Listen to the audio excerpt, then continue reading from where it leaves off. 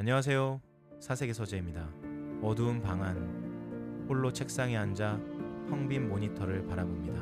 머릿속에는 나만 알고 있는 기가 막힌 아이디어가 가득하고 당장 실행만 하면 수백만 조회수를 터뜨릴 것 같은 기획안이 부유합니다. 그런데 왠지 모르게 시작이 망설여지죠. 아직 완벽하게 준비되지 않아서 혹은 내 독창적인 아이디어를 세상이 몰라줄까봐 타이밍을 기다린다는 핑계를 대며 오늘도 노트북 폴더 안에 몇 년째 저장만 된 기획서를 만지작거립니다. 그런데 말이죠. 정말 솔직하게 우리 내면을 들여다볼 필요가 있습니다. 우리가 시작을 미루는 진짜 이유는 완벽을 추구해서가 아니라 내 아이디어가 시장에서 철저하게 외면받을지도 모른다는 본능적인 공포 때문은 아닐까요? 내 딴에는 수개월 동안 밤을 새우며 쥐어짜낸 기획안인데 막상 세상에 내놓았을 때 대중의 반응이 차갑다 못해 고요하다면 악플보다 무서운 것은 무관심입니다. 조회수 바닥, 판매 제로. 그 침묵을 마주했을 때 우리는 세상이 너무 천박해서 내 독창성을 이해하지 못하는 거라고 핑계를 대며 방구석 예술가병에 걸려갑니다. 저 역시 이 채널을 처음 시작했을 때 첫 영상의 조회수가 37회였습니다. 몇 달을 공들인 기획보다 즉흥적으로 만든 영상이 더 터지는 것을 보았을 때 솔직히 세상이 참 원망스럽고 내 고결한 철학을 몰라주는 대중이 얄미웠습니다. 내 순수한 영감에 타인의 영향이 묻는 것이 싫어서 남들의 영상은 쳐다보지도 않았죠. 하지만 그것은 독창성이 아니라 그저 게으름과 오만이었을 뿐입니다. 오늘 사색의 서재가 꺼내든 책은 그 나약한 환상을 향해 차갑고 정교한 질문을 던집니다. 앨런 가네의 생각이 돈이 되는 순간입니다. 저자는 우리가 천재들의 영역이라고 믿었던 창의성이 사실은 설계할 수 있는 시스템이라고 말합니다. 당신은 마지막으로 만든 것을 세상이 원했다고 확신합니까?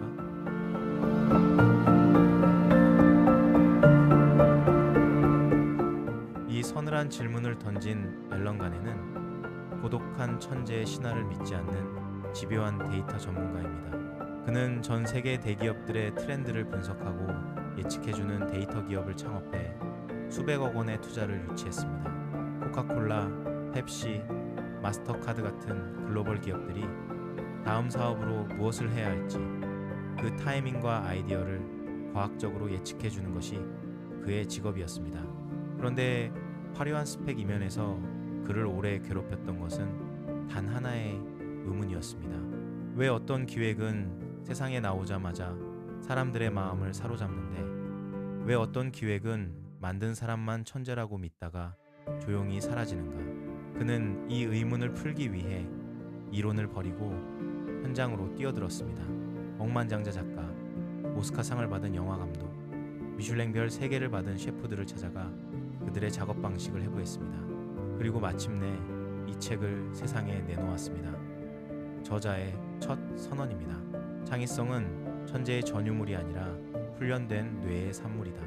골방에 갇힌 재능의 착각을 깨부수고 세상의 문을 열어젖힌 집요한 탐구의 여정 속으로 이제 한 걸음 더 걸어가 보겠습니다. 저자가 발견한 창의성의 핵심 공식은 스위트 스팟 이론입니다. 친숙함과 새로움의 균형점. 이 지점에서만 대중의 마음이 열린다는 이야기입니다. 인간의 뇌는 기묘한 모순을 가지고 있습니다. 완전히 낯선 것을 마주하면 본능적으로 거부합니다. 원시 시대에 검증되지 않은 낯선 부족이나 음식은 곧 죽음을 의미했으니까요. 그런데 동시에 너무 익숙한 것에는 금방 지루함을 느낍니다. 저자는 이렇게 말합니다. 뇌는 익숙한 것에서 안도, 너무 낯선 것에서 거부감을 느낀다. 대중의 지갑이 열리는 순간은 그 사이길 어딘가입니다. 너무 낯설지도 너무 똑같지도 않은 지점. 저자는 이렇게 정의합니다. 성공하는 아이디어는 완전히 새로운 것이 아니라 친숙함 속의 신선함이다. 저자는 이 균형점을 스위트 스팟이라고 선언합니다. 스위트 스팟은 친숙함과 새로움의 균형점이다. 생각해보면 조앤 롤링의 해리포터는 마법이라는 전혀 새로운 세계를 창조했지만 대중에게 가장 익숙한 성장 소설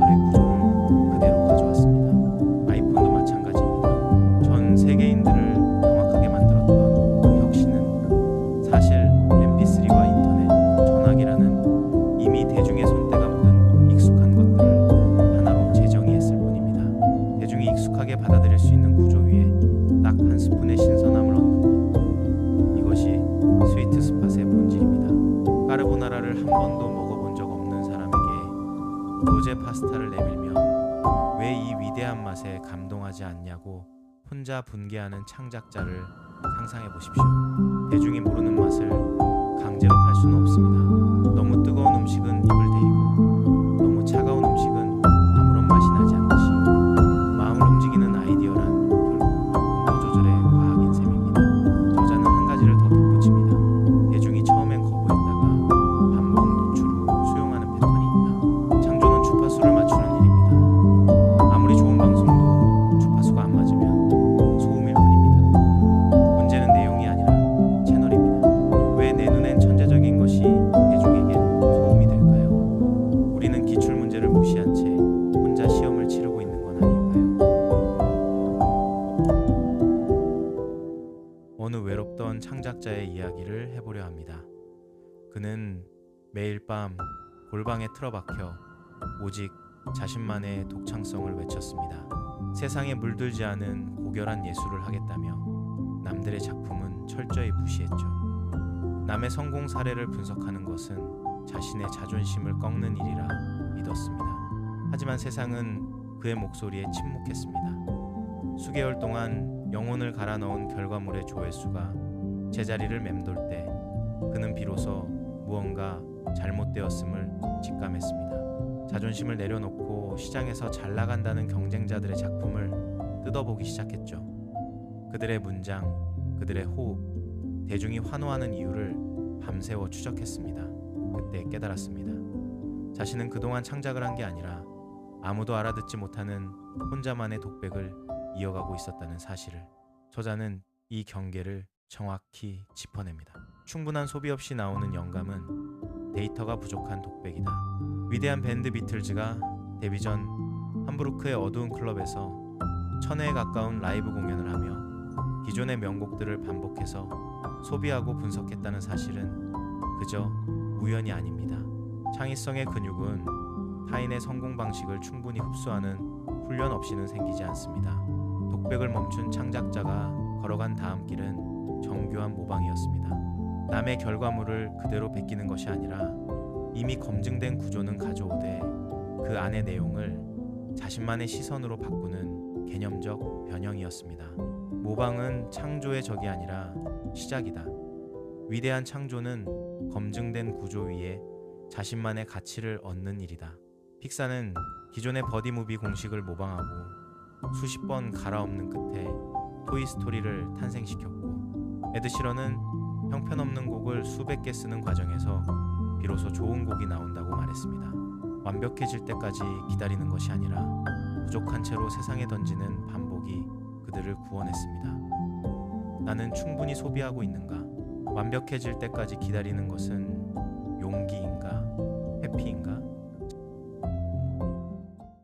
참으로 명쾌한 공식입니다.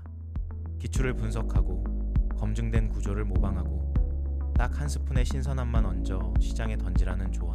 실제로 이 공식을 따른 수많은 사람들이 단기간에 엄청난 성과를 거두었습니다.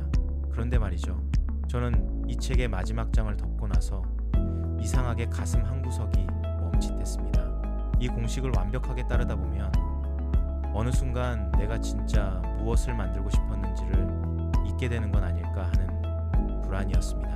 대중의 기호에 정확히 맞춘 기획이 성공했을 때 그 성과가 내 안에서 뻗어나온 창조인지 아니면 시장의 주문에 응한 결과물인지 경계가 흐려지는 느낌. 책은 트렌드를 따르는 기술은 시장 생존의 수단이며 대중에게 주파수를 맞추는 순간 가장 안전한 성공이 온다고 말합니다. 트렌드를 따르는 기술은 시장 생존의 수단이다. 대중에게 주파수를 맞추는 순간 가장 안전한 성공이 온다. 맞는 말입니다. 그런데 저는 여기서 한 가지를 아주 조용히 묻고 싶습니다. 내가 가장 나답다고 믿었던 취향조차 사실은 수천 번의 노출이 쌓여 만들어진 결과라면 지금 내가 사랑하는 사람을 사랑하게 된 이유조차 어떤 공식으로 설명될 수 있다면 우리는 그래도 그것을 온전히 나의 것이라고 부를 수 있을까요? 저자는 책의 마지막에서 이렇게 말합니다. 진정한 창의성은 고독한 독백이 아니라 대중과의 대화다. 대화. 저자가 던진 그 단어가 가슴속을 떠돌며 무거운 모순을 만들어냅니다. 세상을 지배하는 공식을 손에 쥐고서도 내 영혼의 목소리 때문에 번민하는 창작자의 멈칫함을 생각합니다. 시장은 우리가 무엇을 좋아하는지 알려주지만 우리가 무엇을 사랑해야 하는지까지 알려주지는 못합니다. 오늘도 사색하는 하루 되시길 바랍니다. 감사합니다.